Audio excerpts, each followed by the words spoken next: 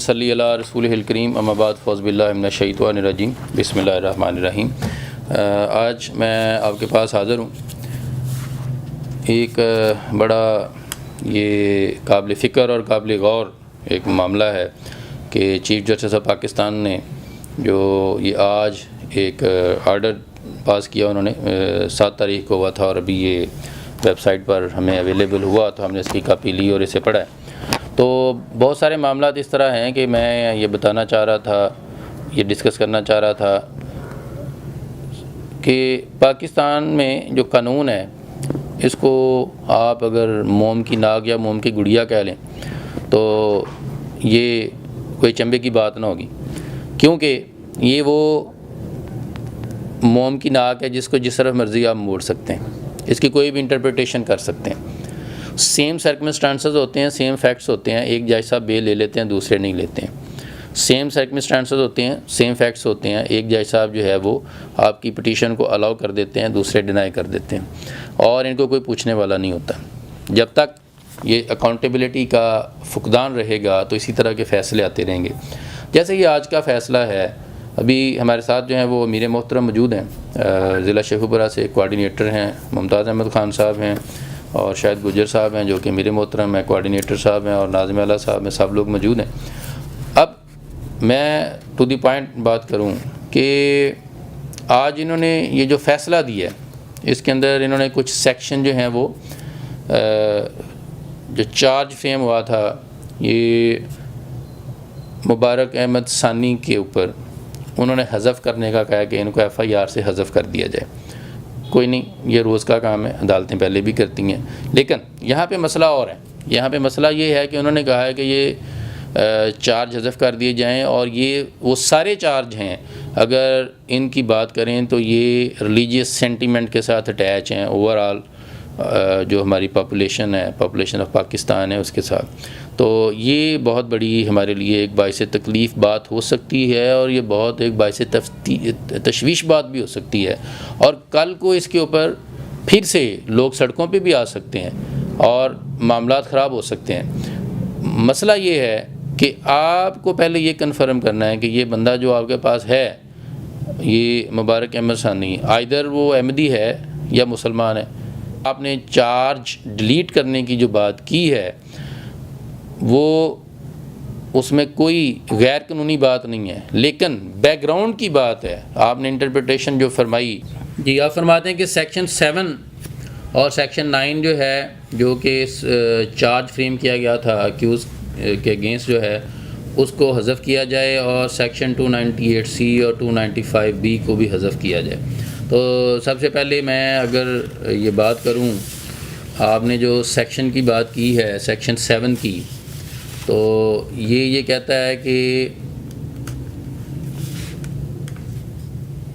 کوئی بھی شخص، میں اب اس کا اردو ترجمہ کر دیتا ہوں ہمارے ویورز کے لیے، کہ کوئی بھی شخص جو کہ قرآن مجید فرقان حمید اس کی کوئی کاپی کرتا ہے، اس کو کہ ریکارڈ ورژن میں لے کے آتا ہے، اسے پبلش کرتا ہے، اس کے بارے میں کوئی اس کی انٹرپریٹیشن کرتا ہے، جیسے کہ تفسیر کی بات ہوتی ہے، اس کو ٹرانسلیٹ کرتا ہے، اس کا ترجمہ کرتا ہے، ٹھیک ہے، اور اس کو شائع کرتا ہے یا جا کے لوگوں کو وہ دیتا ہے اس کی کاپی، اور وہ جو تعریف وہ کرتا ہے، جو ترجمہ وہ کرتا ہے وہ اپنے مطابق کرتا ہے، وہ غلط کرتا ہے، تو وہ اس سے یہ جو ہے جرم سرزد ہوتا ہے، اور اس کی پینلٹی ہے، اس کا جرم ہے سیکشن 9 کے اندر۔ اب مجھے یہ بتائیے کہ آپ نے اس پریٹیکسٹ میں بات کی کہ ہر بندے کو مذہب کی آزادی ہے، لہٰذا وہ قرآن مجید کی ٹرانسلیشن ترجمہ کر سکتا ہے، لیکن میں آپ کو یہ بھی بتاتا چلوں کہ 298C جس کو آپ نے کہا کہ ڈیلیٹ کر دیا جائے، تو 290C یہ کہتا ہے کہ احمدی جو ہیں وہ مسلمان نہیں ہیں، اور جو آپ کے پاس پٹیشنر موجود ہے وہ احمدی ہے، اور وہ ختم نبوت پہ یقین نہیں رکھتا ہے، اور وہ کیسے مسلمان ہو سکتا ہے؟ مسلمان کی تعریف میں ختم نبوت پر ایمان لانا شامل ہے۔ یہ بات کس طرح سے آپ نے نگلیکٹ کی یا آپ کو بتائی نہیں گئی کہ یہ جو بندہ آپ کے پاس پیش ہو رہا ہے یہ مسلمان نہیں ہے؟ یہ مبارک احمد ثانی مجھے نہیں پتا کہ اس نے عدالت میں آپ کو یہ کہا ہے کہ وہ مسلمان ہے اور اس کا ختم نبوت پہ ایمان ہے اپنی جان بچانے کے لیے، لیکن کیا کویسچن آف فیکٹ جو ہے وہ نگلیکٹ کر دینا اور یک طرفہ انٹرپریٹیشن کر دینا یہ کسی بھی عدالت کی، اور وہ جو ملک کی سب سے بڑی عدالت ہے اس کی شایان شان ہے؟ یہ سوال جو ہے یہ آپ کا پیچھا کرے گا۔ آپ نے آج مسلمانوں کے ایمان کے ساتھ کھیلنے کی پوری کوشش نہیں کی، پورا کھیلا ہے آپ نے، اور اب اس کے ہمارے جو معزز وکلاء ہیں، سینئر دوست ہیں، وہ اس کی جب ریویو میں جائیں گے تو مجھے پتہ ہے کہ ریویو کا بھی حال یہی آپ کریں گے، لیکن یہ 298C کو آپ کس کھاتے میں ڈالتے ہیں اپنی ججمنٹ میں؟ آپ چارج جو فریم ہوا ہے اسے ہٹا دیں۔ آپ نے یہ نہیں کہا کہ اس کو سیکشن سے ہٹا دیں، یہ خوش آئند بات ہے، لیکن آپ نے فریمنگ آف چارج سے اگر اسے ہٹاتے ہیں، میں یہ بھی مانتا ہوں کہ اگر بندہ مسلمان ہے، کلمہ گو ہے، نبی آخر الزمان پر ایمان رکھتا ہے، تو پھر واقعی اس کے جو چارج فریم ہوا اس میں 298C نہیں ہونی چاہیے۔ لیکن اگر مختار احمد ثانی جو آپ کے پاس آیا ہے وہ مسلمان نہیں ہے یا وہ ختم نبوت پہ ایمان نہیں رکھتا، تو پھر 298C حذف نہیں ہو سکتی، اور پھر یہ جو section 7 and 5 of the holy Quran, Punjab holy Quran printing and recording act ہے، وہ بھی حذف نہیں ہو سکتی۔ تو لہٰذا یہ فیصلہ جو ہے اس میں بہت سارے ابہام ہیں، ایمبیگوٹی ہے، اور ہماری قوم جو ہے اس کا آپ کو پہلے سے پتہ ہے کہ یہاں جب عدالتیں فیصلے کرتی ہیں تو لڈو تقسیم ہو جاتے ہیں، مٹھائیاں کھا لی جاتی ہیں، اور بعد میں پتہ چلتا ہے فیصلہ ہمارے خلاف ہے۔ تو اس کی آپ کی جو پرانی روایت ہے وہ بھی برقرار رہنی چاہیے تھی کہ آپ اس کا اردو ترجمہ فرماتے اور اس کو تمام لوگوں تک اس کی جو ہے آپ کی جو مت ہے بات کی وہ پہنچ جاتی۔ اور ابھی میں اپنا میرے محترم سے گزارش کروں گا کہ اسی ساری بات کی روشنی میں میرا بلکہ ان سے سوال بھی بنتا ہے کہ بندہ اگر عدالت میں جا کے معزز جج صاحب کو یہ کہہ دے کہ میں مسلمان ہوں اور میرا نبی آخر الزمان پر ایمان بھی ہے، تو پھر یہ دفعات اس پہ لاگو تو نہیں ہوتی۔ لیکن اگر یہ اسٹیبلش فیکٹ ہو کہ بندہ مسلمان نہیں ہے، وہ احمدی ہے، قادیانی ہے، پھر یہ جو سیکشن ہیں، یہ جو قانونی دفعات ہیں، یہ حذف کرنا سراسر غلط ہے، اور یہ مسلمانوں کو اور مسلمانوں کے ایمان کے ساتھ کھیلنے کی ایک بدترین سازش ہے۔ جناب امیر محترم۔ بسم اللہ الرحمن الرحیم۔ جیسا کہ میاں آصف محمود صاحب نے فیصلے کے متعلق بڑا اچھا بریف کر دیا ہے، مزید مرکز میں اجلاس بیٹھا ہوا ہے، کافی جو ہمارے قانون دان ہیں وہ موجود ہیں ادھر، اور انشاءاللہ اس چیز کو ڈیپلی ریڈ کر کے تو جو کچھ چیزیں ہم سے رہ جائیں گی بیان کرنے میں وہ بھی انشاءاللہ سامنے آ جائیں گی۔ بات یہ ہے کہ معزز چیف جسٹس صاحب، سب سے پہلے تو بات یہ ہے کہ آپ سب سے پہلے مسلمان ہیں، کیونکہ آپ مسلمان ہیں تو اتنے اہم عہدے پر بیٹھے ہوئے ہیں۔ اس کے بعد رہی بات اس فیصلے کی، تو بات یہ ہے کہ آپ تقریباً 26 کروڑ لوگ جو ہیں، جس میں اکثریت جو ہے نا وہ مسلمانوں کی ہے، ان کے جذبات کو ایک سائڈ پہ رکھ کے آپ ایک فیصلہ جس میں ہر چیز واضح ثبوتوں کے ساتھ موجود ہے، ایویڈنس کے ساتھ موجود ہے، اور آپ کافی جو عرصے سے قادیانیوں کو خاص کر نوازنے کی کوشش کر رہے ہیں، یہ ایک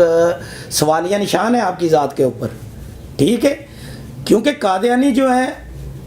وہ ملکی لحاظ سے بھی اور اسلامی لحاظ سے بھی جو ہے نا وہ نہ ادھر رہنے کے حقدار ہیں نہ زندہ رہنے کے حقدار ہیں۔ وہ کیسے؟ بات یہ ہے کہ جو ہمارا 1973 کا آئین ہے تو اس کے مطابق یہ کافر ہے، اور سب سے پہلے بات یہ ہے کہ یہ اپنے آپ کو کافر ڈکلیئر کریں، اور اس کے بعد جو ہے نا وہ ان کے معاملات آگے دیکھیں گے کہ اسلام کے مطابق کیسے ہیں، ٹھیک ہے؟ ہم قانونی لحاظ سے بات چیت کر لیتے ہیں. بات یہ ہے کہ تو سب سے پہلی بات ہے قادیانی جتنے بھی ہیں وہ ہمارے 73 کے آئین کو جڑ سے ہی نہیں مانتے. سب سے پہلے تو اس بات پہ آپ آئیں نا کہ اس بات کو آپ کدھر رکھتے ہیں. قادیانیوں کے خلاف جو ہے نا سب سے پہلے یہ کارروائی شروع کریں. اس کے بعد آ جاتے ہیں کہ ہمارے نبی آخر الزمان صلی اللہ علیہ وسلم کا فرمان مبارک ہے انا خاتم النبیین لا نبی بعدی. آپ سرکار صلی اللہ علیہ وسلم نے فرمایا کہ میں آخری نبی ہوں, میرے بعد کوئی نبی نہیں ہے. حالانکہ آپ سرکار صلی اللہ علیہ وسلم کا یہ فرمان مبارک ہی امت مسلمہ کے لیے کافی تھا, کیونکہ آپ کی احادیث مبارک کا کوئی بھی اگر انکار کرتا ہے وہ دائرہ اسلام سے خارج ہے. ٹھیک ہے, ہمارے لیے تو یہی بہت تھا. لیکن آگے آپ سرکار صلی اللہ علیہ وسلم نے ختم نبوت کی حساسیت بیان کی ہے. انی اشہد عدد تراب الدنیا انا مسلمۃ کذاب. آپ سرکار صلی اللہ علیہ وسلم نے فرمایا دنیا میں جتنے مٹی کے ذرے ہیں ان کے برابر میں گواہی دیتا ہوں کہ میرے بعد کوئی نبی نہیں ہے, اور مسلمہ کذاب جھوٹا, اور جو بھی اس کے بعد نبوت کا دعویٰ کسی لحاظ سے بھی کرتا ہے وہ کذاب ہے, وہ زندیق ہے, وہ مرتد ہے. ٹھیک ہے, بات یہ ہے کہ نہ قانونی لحاظ سے یہ لوگ ہم لوگوں کو, پاکستانیوں کو, مسلمانوں کو وارے ہیں یا منظور ہیں,